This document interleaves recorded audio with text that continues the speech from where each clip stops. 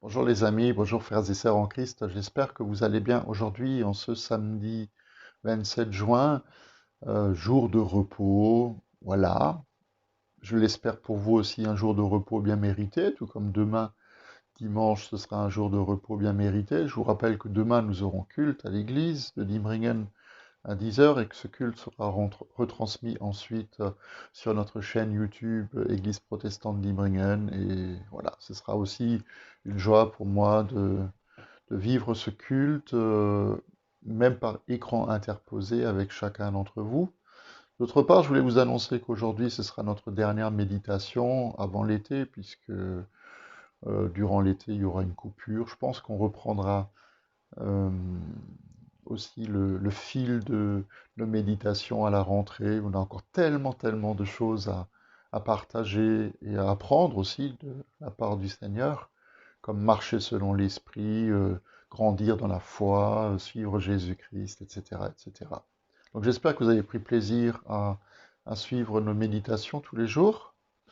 Et puis je vous donnerai rendez-vous donc aussi à la rentrée prochaine pour toute une série sur les dons de l'esprit, etc., etc. Tout ce que je vous ai dit tout à l'heure. En tout cas, moi j'étais heureux, j'étais content de, de partager ce temps avec vous parce que les moments que traverse aussi notre monde sont quand même des moments très particuliers et que nous avons besoin aussi de nous soutenir les uns les autres dans la foi, de marcher avec le Seigneur, de nous encourager mutuellement, de nous faire du bien, et puis surtout de nous accrocher à celui qui est l'auteur de tellement grandes et belles promesses pour chacun d'entre nous. Il nous promet sa faveur, il nous promet sa présence.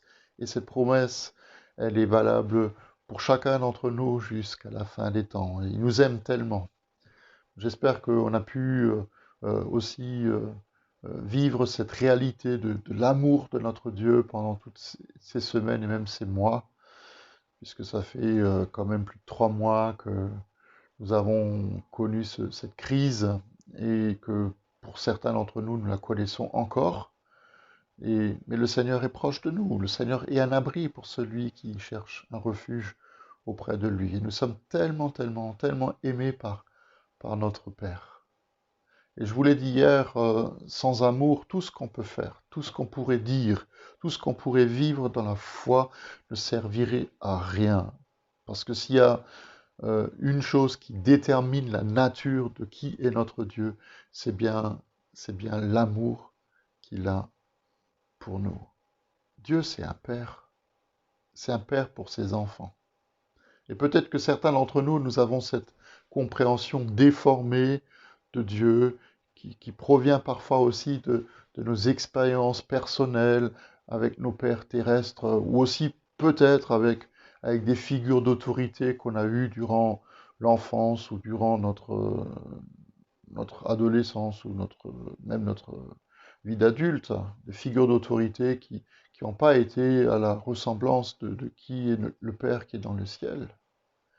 Et c'est vrai que pour être honnête, on a parfois du mal à croire que Dieu, c'est un Dieu qui nous apprécie.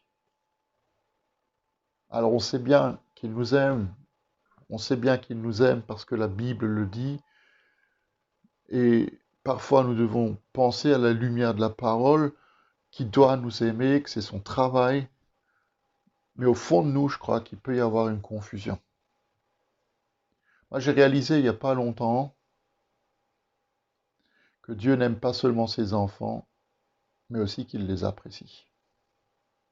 Et ça vaut la peine aussi d'y réfléchir. Est-ce que nous réalisons que le Père du ciel, qui nous a donné Jésus et qui nous envoie son esprit, il nous apprécie. Mon frère, il t'apprécie. Ma sœur, il t'apprécie. Tu as de la valeur pour lui. Est-ce que nous réalisons ce que ça veut dire qu'il nous a choisis pour que nous soyons sur la terre ses partenaires? Il n'aurait pas besoin de nous pour accomplir quoi que ce soit sur la terre. Il pourrait ordonner à des milliers d'anges de se précipiter, de faire le boulot à notre place, et il le ferait parfaitement sans râler, sans rechigner, sans motivation tordue, sans problème d'ego. Ce serait tellement plus facile pour lui. Mais notre Dieu nous aime. Et notre Dieu nous veut.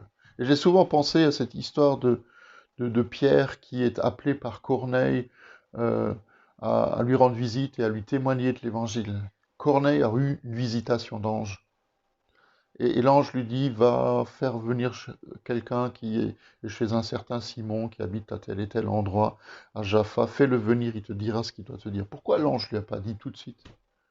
Parce que Dieu avait besoin que ce soit le Pierre, l'être de chair et de sang qu'il était, qui annonce à Corneille et à tous ceux qui étaient dans sa maison la bonne nouvelle de Jésus. Il a besoin de nous. Notre Dieu n'aime pas la facilité. Il désire, frères et sœurs, que nous grandissions en lui, que nous nous sentions aimés par lui et que nous comprenions cette vérité fondamentale qu'il aime travailler avec nous. Il aime traîner même avec nous.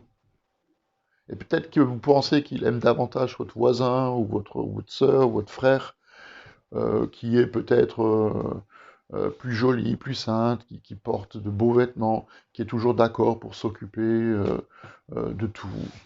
Mais vous, on a des tas de raisons tordues qui font qu'on a du mal à croire que Dieu nous apprécie vraiment. Mais laissez-moi vous dire la vérité, il vous aime comme il aime ceux qui ne le connaissent pas encore. Il a des projets extraordinaires pour chacun d'entre nous et il nous apprécie et il vous apprécie autant qu'il m'apprécie moi. Comme un artiste qui a terminé son travail, en le regardant, il le signe avec fierté. Ben, le Seigneur, il fait exactement la même chose avec nous. Il écrit son nom sur notre vie. Il écrit son nom sur ta vie. Il écrit son nom sur ma vie. Alors laissez-moi pour terminer notre cycle de méditation vous poser deux questions. La première, est-ce que nous croyons que le Seigneur a besoin de nous et qu'il veut nous utiliser, nous équiper de ses dons pour que nous puissions accomplir notre mission sur cette terre, c'est-à-dire montrer qui il est à ceux qui ne le connaissent pas? Vous pouvez réfléchir à la chose. La deuxième question, c'est de quoi est-ce que nous avons besoin dans nos églises pour atteindre ceux qui ne le connaissent pas encore? Est-ce qu'ils ont besoin Est-ce qu'on a besoin de discours, de prédication, de morale, ou de témoignages, de signes, de prodiges, de miracles, de prophéties, de parler en langue, de discernement, de sagesse, de foi, de guérison, de parole, de connaissance, d'hospitalité, d'accueil? Moi, je crois que oui. Nous avons besoin de tout ça. Moi, je suis heureux d'accueillir dans ma maison des prophètes ou dans mon église des prophètes qui nous secouent, qui nous réveillent, qui révèlent les mystères cachés de notre Dieu. On a besoin de gens qui sachent persuader, qui savent par la parole toucher le cœur des gens et dans toutes les situations que ces personnes peuvent connaître dans leur vie.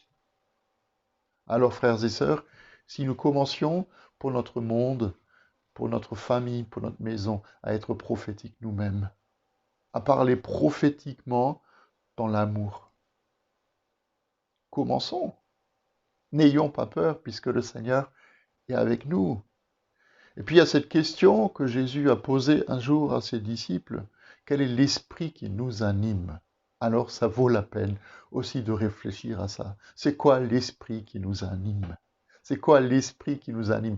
Moi, je prie pour chacun d'entre nous que ce soit l'esprit de Dieu qui vienne et qui nous couvre, que ce soit l'esprit de Dieu qui nous donne encore et toujours de nous appuyer sur celui qui est le chemin, la vérité et la vie. Nous avons besoin de lui. Nous avons besoin du Christ. Nous avons besoin de son esprit pour que dans la société qui nous entoure, dans nos paroles, dans nos actes, dans nos engagements, nous soyons, comme Jésus l'a dit, et peut-être que ça aussi c'est une pensée qui nous dépasse complètement, mais que nous soyons la lumière du monde qui brille dans les ténèbres. Il n'y a pas que lui qui l'est, nous aussi, nous sommes appelés à l'être. Et il le dit. Alors est-ce que nous le croyons? Alors, je vous invite à laisser ces questions nous travailler encore. Voilà.